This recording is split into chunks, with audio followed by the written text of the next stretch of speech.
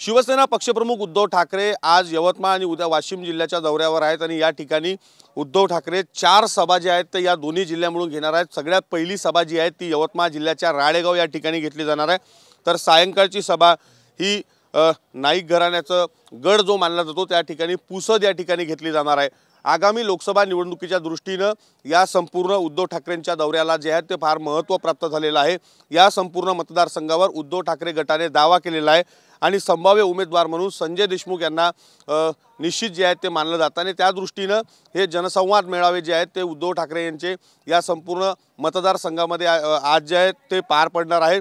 संपूर्ण या मतदारसंघामध्ये जर पाहिलं तर भावना गवळींच्या विरोधात तगडा उमेदवार जो आहे तो उद्धव बाळासाहेब ठाकरे गटाकडून देण्याचा प्रयत्न जो आहे तो या निमित्ताने केला जातो आणि या संपूर्ण मतदारसंघामध्ये कुठेतरी उद्धव बाळासाहेब ठाकरे गटाचे कार्यकर्ते चार्ज व्हावे या अनुषंगाने संघटन बांधणी व्हावी आगामी लोकसभा निवडणुकीच्या दृष्टीने त्यानुसार हे संपूर्ण संवाद मेळावे जे आहेत ज्या सभा आहेत त्याला फार महत्त्व जे आहे ते प्राप्त झालेलं आहे। एकंदरीत जर पाहिलं तर मोठ्या प्रमाणात शिवसेनेमध्ये बंडखोरी झाल्यानंतर यवतमाळ जिल्ह्यामधून संजय राठोड भावना गवळी हे शिंदे गटात गेले होते आणि त्यानंतर जे आहे ते यवतमाळ जिल्ह्यामध्ये उद्धव बाळासाहेब ठाकरे गटाला जे आहे ते संजय देशमुख यांनी यानंतर प्रवेश केला आणि जिल्ह्यातील पक्ष संघटना जी आहेत ती बांधायला सुरुवात केली।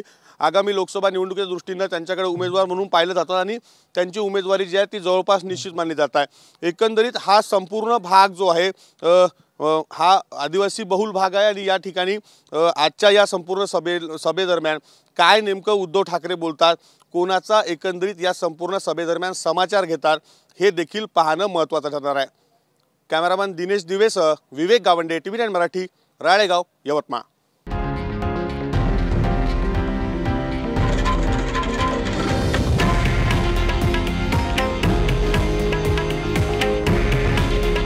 हे आहे देशातील नंबर 1 न्यूज नेटवर्क आणि आपण पाहत आहात TV9 मराठी।